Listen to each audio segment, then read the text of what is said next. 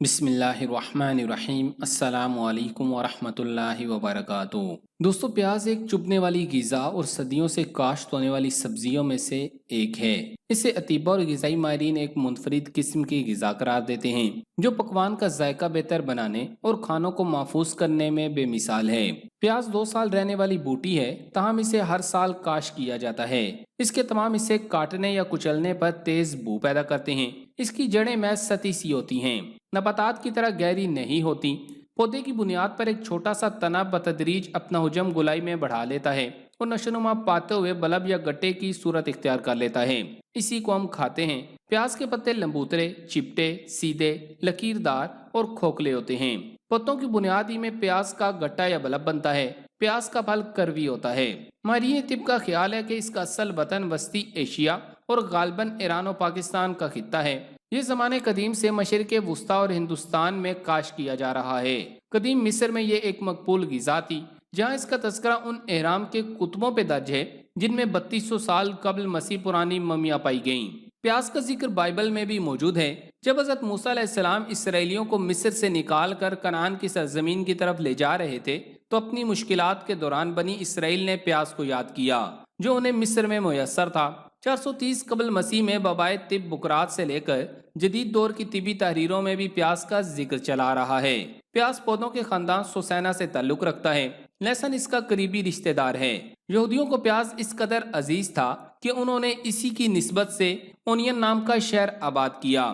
یہ شہر 173 قبل مسیح میں خلیج سوئس کے قریب تعمیر کیا گیا۔ ایک اور روایت کے مطابق جس شخص نے یہ شہر تعمیر کیا اس کا نام ہی اونین تھا، جیسا کہ سکھوں میں گنڈا سنگھ جیسے نام ہوتے ہیں۔ آج کل پیاز دنیا کے تمام حصوں میں بویا اور مختلف پکوانوں میں کھایا جاتا ہے۔ یہ تو تھی پیاز کی مختصراً تاریخ۔ اب آپ کو بتاتے ہیں کہ پیاز کو کھانے کا صحیح وقت کون سا ہے۔ عرب لوگ اسے کھجور کی طرح اہمیت کیوں دیتے ہیں، یہ شوگر کے مریضوں کو کیسے فائدہ پہنچاتا ہے اور یہ کس بیماری میں کس طرح استعمال کرنا چاہیے۔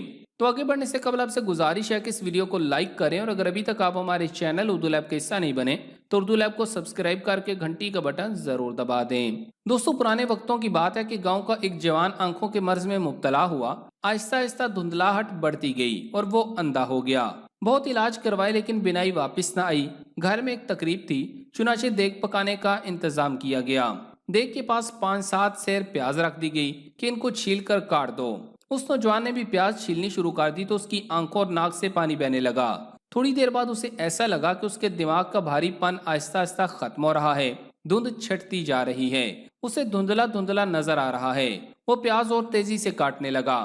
پیاز کی ڈھیری ابھی ختم نہ ہوئی تھی کہ اس کی بینائی اللہ کے فضل سے بحال ہو گئی۔ وہ خوشی سے چیخنے لگا اور سارے گھر والے حیران تھے کہ آخر اس کی بینائی کیسے واپس آ گئی۔ دوستوں، متعدد سائنسی تحقیقات کے مطابق یہ سبزی اینٹی آکسیڈنٹ مادوں سے بھرپور ہوتی ہے اور شوگر اور کینسر جیسی بیماریوں سے لڑنے میں بھی انسانی جسم کو مدد فراہم کرتی ہے۔ پیاز میں موجود کرومیم شوگر کے مریضوں کی شوگر کنٹرول میں رکھتا ہے۔ پیاز کرومیم کا ایک اہم ذریعہ ہے۔ اس کی وجہ سے یہ خون میں شوگر کی سطح کو کنٹرول کرنے میں مدد کرتا ہے اور انسولین کی مزاحمت کے معاملات کو بہتر بنانے میں مدد کر سکتا ہے۔ کوریا میں پلانٹ ریسورس ریسرچ انسٹی ٹیوٹ سے پتہ چلا ہے کہ پیاز شوگر سے لڑنے میں مدد دیتا ہے۔ خون میں شوگر کی سطح کو کنٹرول رکھنے کے لیے پیاز کو کرامت مانا جاتا ہے۔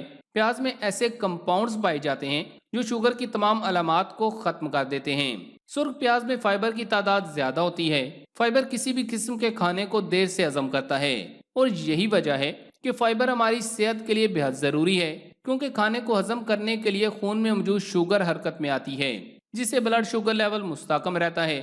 شوگر میں مبتلا افراد کو ایسی غذاؤں سے دور رہنے کی تاکید کی جاتی ہے جن میں کاربوہائیڈریٹس کی تعداد زیادہ ہو، اور پیاز ایک ایسی چیز ہے جس میں کاربوہائیڈریٹس کافی کم تعداد میں موجود ہوتے ہیں۔ پیاز میں کیلوریز کی مقدار بھی کافی کم ہوتی ہے، جس سے وزن بھی کنٹرول میں رہتا ہے۔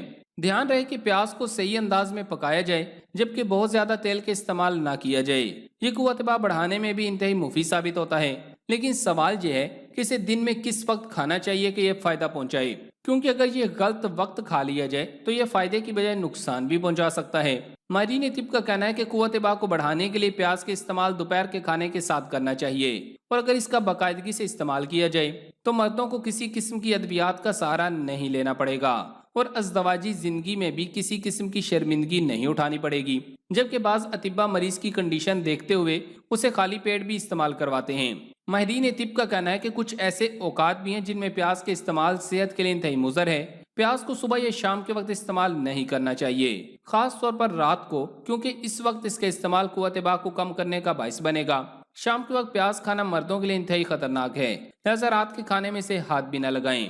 تمدن عرب نامی کتاب میں فرانسیسی مصنف لکھتا ہے کہ کھجور کے بعد عربوں کی بہترین اور پسندیدہ غذا لہسن اور پیاز جیسی سبزیاں تھیں۔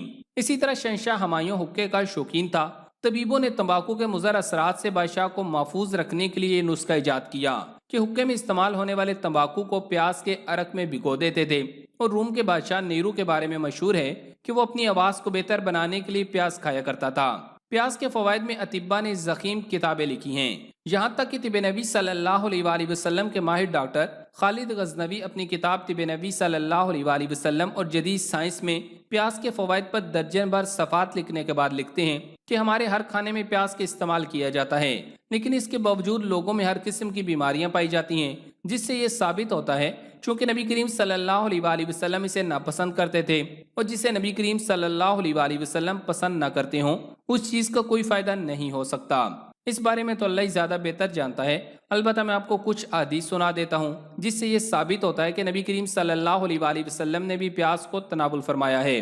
سنن نبی داؤد میں خیار بن سلمہ سے روایت ہے، انہوں نے امی عائشہ صدیقہ رضی اللہ تعالی عنہا سے پیاز کے بارے میں دریافت کیا تو آپ رضی اللہ تعالی عنہا نے فرمایا، بے شک نبی کریم صلی اللہ علیہ وآلہ وسلم نے جو آخری کھانا تناول فرمایا اس میں پیاز شامل تھا۔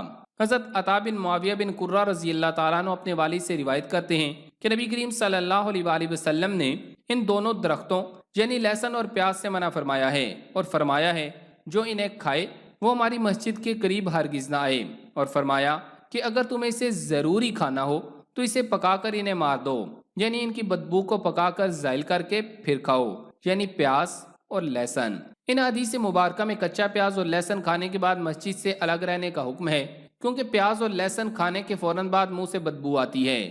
جب وہ ترکاری یا سالن جس میں پیاز اور لہسن کا زیادہ استعمال کیا گیا ہو وہ کھانے کے فوراً بعد مسجد نہیں آنا چاہیے، بلکہ ہمیں کوشش کرنی چاہیے کہ نماز کے اوقات کے قریب اس طرح کی کوئی بھی بدبو والی چیز استعمال ہی نہ کریں۔ اسی طرح اور بھی احادیث ہیں جن میں ذکر ملتا ہے کہ جب نبی کریم صلی اللہ علیہ وآلہ وسلم نے لہسن اور پیاز کھا کر مسجد میں آنے سے منع فرمایا تو صحابہ کرام رضوان اللہ علیہم اجمعین نے سمجھا کہ شاید ان چیزوں کے حرام کا حکم نازل ہو گیا ہے، تو نبی کریم صلی اللہ علیہ وآلہ وسلم نے فرما دیا کہ آپ کھا لیں۔ نبی کریم صلی اللہ علیہ وآلہ وسلم اس لیے لہسن اور پیاز کو کچی حالت میں پسند نہیں فرماتے تھے کیونکہ آپ صلی اللہ علیہ وآلہ وسلم پر وحی کا نزول ہوتا تھا، اور اس کا ذکر آپ صلی اللہ علیہ وآلہ وسلم کی ایک حدیث مبارکہ میں بھی ملتا ہے۔ جب ایک شخص کی دعوت پر آپ صلی اللہ علیہ وآلہ وسلم نے پیاز کھانے سے انکار کیا تو صحابہ کرام رضوان اللہ علیہم اجمعین نے بھی انکار کر دیا۔ تب نبی کریم صلی اللہ علیہ وآلہ وسلم نے فرمایا کہ تم کھاؤ، کیونکہ جن سے میں نے ملاقات کرنی ہوتی ہے تم نے نہیں کرنی ہوتی۔ ان احادیث مبارکہ سے علم ہوتا ہے کہ اگر نبی کریم صلی اللہ علیہ وآلہ وسلم پیاز کو ناپسند کرتے تو نوش کیوں فرماتے؟